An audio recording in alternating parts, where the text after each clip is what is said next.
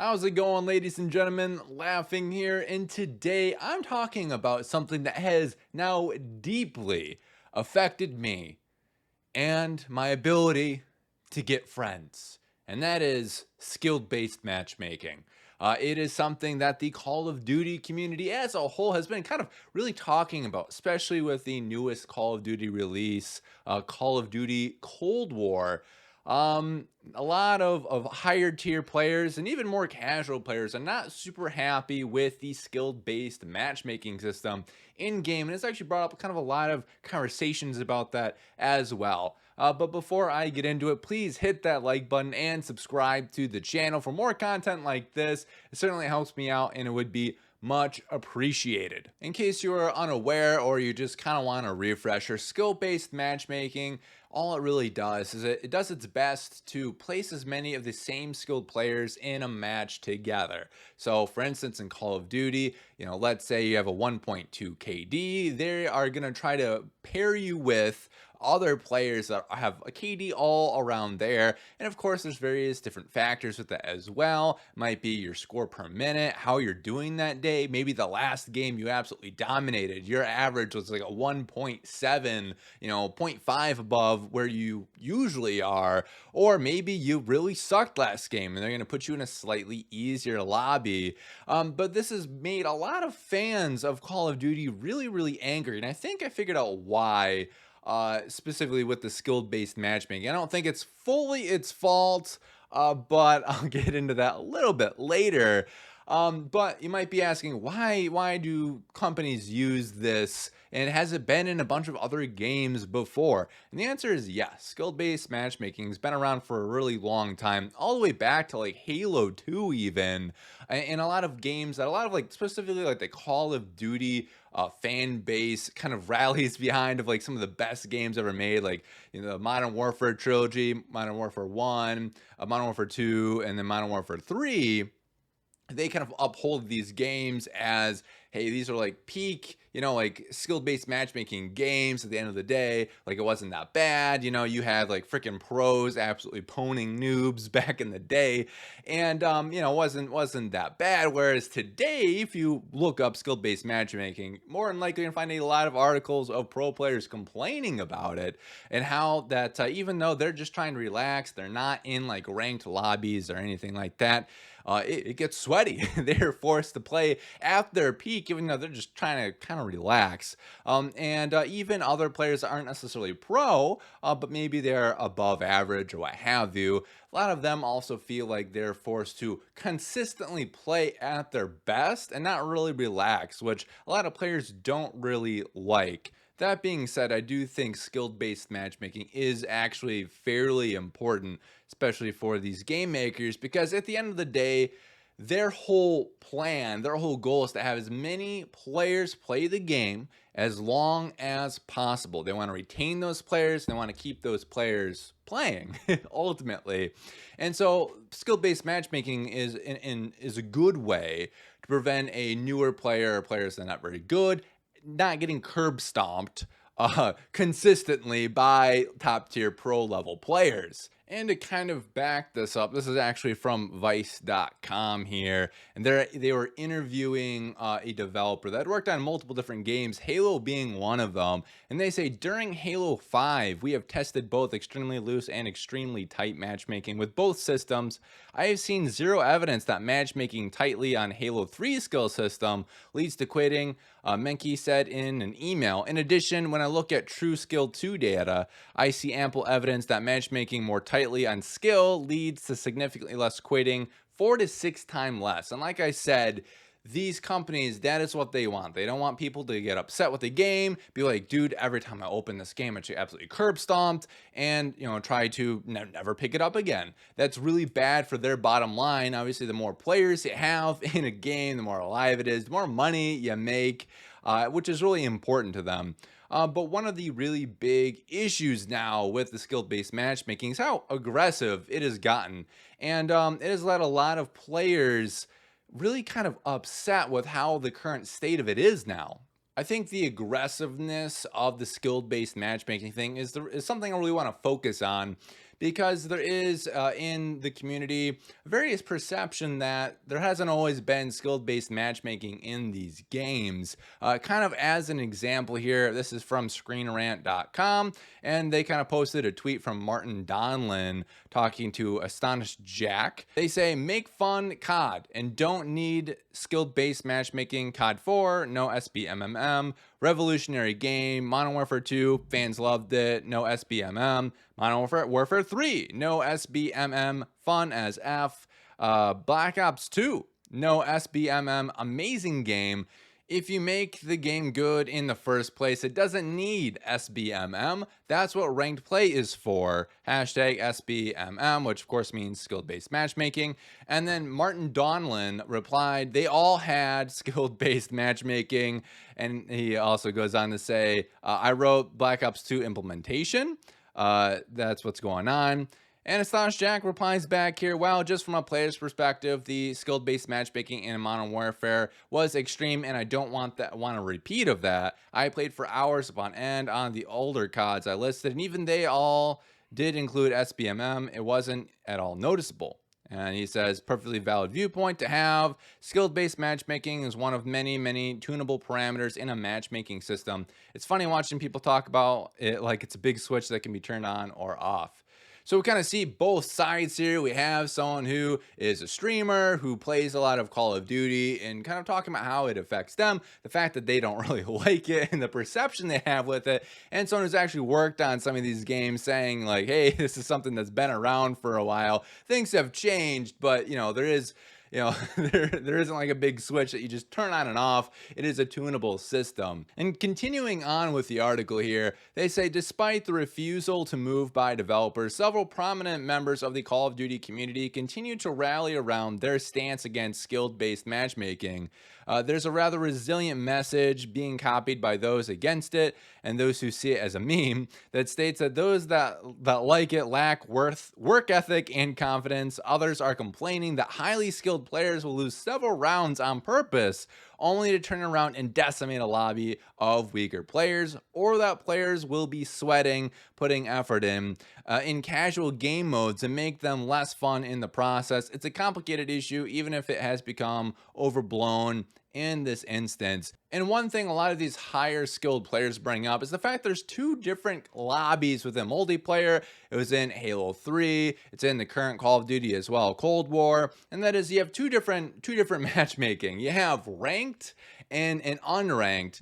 And there's kind of a perception that unranked should be a little bit more loose, a little bit easier. You can kind of kick back. You're not forced to be constantly trying to have to play at your best. That's what ranked is for ultimately, which I'll be honest, I do kind of agree with. The whole point of casual multiplayer is just to kind of kick back and try to have some fun. That being said, at the same time, we obviously don't want to have newer players or lower skilled players get curb stomped all the time by pros. But I do think it does need to kind of loosen up a little bit for that. I don't think there's a good reason, in my opinion, that ranked and unranked multiplayer should have similar skill-based matchmaking parameters. Just doesn't make a whole lot of sense. And in general, when you have two different matchmaking systems, the rank side of things, there's a kind of perception that is where a lot of the more sweaty players or try-hard players go to try to rank up, what have you, and it kind of filters out for a normal player of people who just want to play for fun, kind of the more casuals like myself. But that's not always necessarily how it goes, to be honest with you. But that's kind of the perception that a lot of people have. One thing I will know is it's not just like the pro streamers that are talking about this. It is normal people in the Call of Duty community also bringing this type of thing up. I was actually texting one of my buddies who's not a pro player. He's really good at first-person shooters, but he's not like a pro streamer or anything like that quite yet. That might change eventually. But one thing that he mentioned when I asked him how Black Ops was, because I was thinking about picking it up, wasn't super sure, heard really mixed reactions to it, and he's like, it's a fun game, but skill-based matchmaking kind of sucks. And I was like, okay. And that was kind of the first time someone like really brought up skill-based matchmaking to me in and like their thoughts of how a game was. I found it kind of weird. And in general, Call of Duty Black Ops Cold War has done a lot of kind of bringing this kind of up. It's not something that a lot of people talked about in the past. And I really do think it's because the skill-based matchmaking system in Black Ops Cold War is hyper aggressive, like super duper aggressive. So you might be asking yourself, okay, how did this personally affect you? Why are you making this video? And I will tell you, gosh darn it. So, I this weekend was playing Call of Duty Black Ops Cold War, and I was just, solo player waiting for some friends to hop online, and I had one of the coolest lobbies I have ever had, at the very least since like Modern Warfare 3. It was just a lot of fun. Even like one of the guys at the other team, his name was Vegeta. I was making a lot of Team 4-Star references or Dragon Ball Z or Bridge references. I actually had a really cool person on my team as well. Him and I were talking through the entire game. He's a streamer, really funny. We were kind of shooting the shit back and forth while, in between me making Team 4-Star references. And it was just a lot of fun. And once the game ended, we were all separated. We were all forced to go to different lobbies.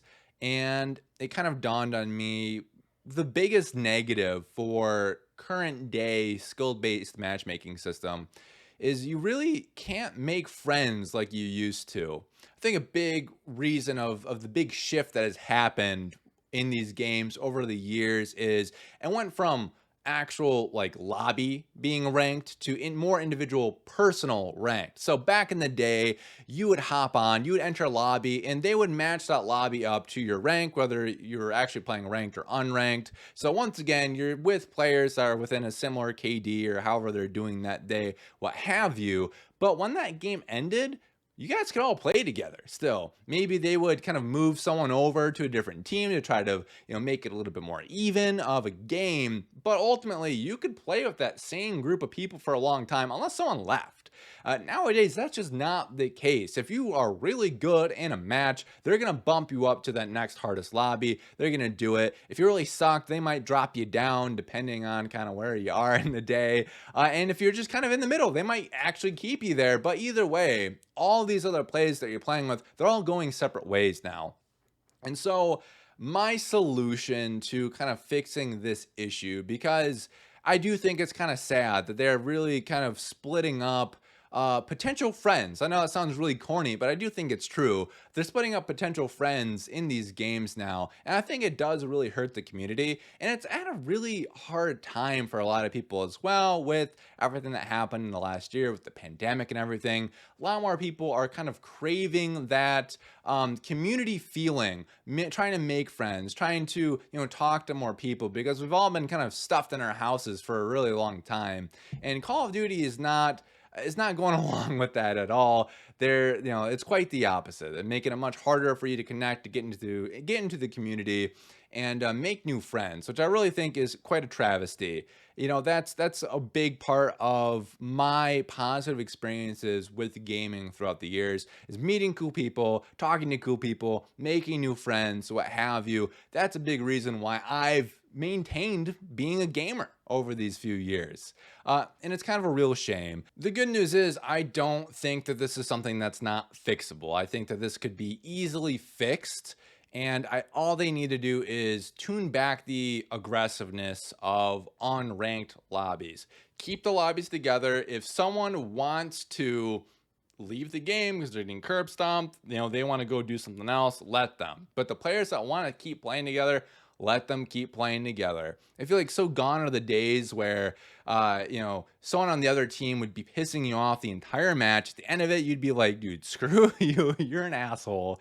And then next game, they were your buddy, they were your comrade. And at the end of it, it was kind of a nice story arc of to enemy, to friend. It happened to me quite a few times, and just we can't have that anymore. So tune back the aggressiveness on it. Have to be less about the player individual matchmaking skill, and have to be more about the lobby. Keep the lobbies together. If someone doesn't like the lobby they're in, what are they going to do? They're going to leave the lobby and more than likely join another one. I think that's a pretty decent solution to make everyone happy. In general, they have the skill-based matchmaking still there. However, the community itself can also more readily enjoy it as well. And I think kind of with that, paired with tuning it back, is if they do make it more lobby based and less individual player skill based. I think if they are open with the community about it and let players know that, hey, you know what, if you're in a lobby where like you're not having fun because the lobby's shifted a whole bunch since you started playing, leave the lobby, find another one. Doesn't take that long these days, and you're gonna be put in an easier lobby then, if that's the case. Or if you're getting bored and you've been fighting a whole bunch of people and you've won the last few games and you want more of a challenge, leave and do the same. So and in general, if someone leaves the lobby, they are going to be plugging more people in that are closer to your skill base. And I think that makes sense ultimately. I do think skill based matchmaking has a very valid point. I think it is actually something that's important for these multiplayer games. I just think it's so aggressive these days that it actually really hurts the overall gameplay and community experience. So down in the comments, what do you guys think of skill-based matchmaking, whether it be Call of Duty, Halo, or another game? Do you like it? Do you love it? Do you think it's too aggressive these days? Let me know down in the comments below. I do want to say thank you so much for watching this video. If you enjoyed it, please hit that like button, subscribe to the channel, and share it out on social media. It super helps out the channel, and I would be super grateful of that. Of course, thank you so much. Take care of yourself, and have a wonderful day.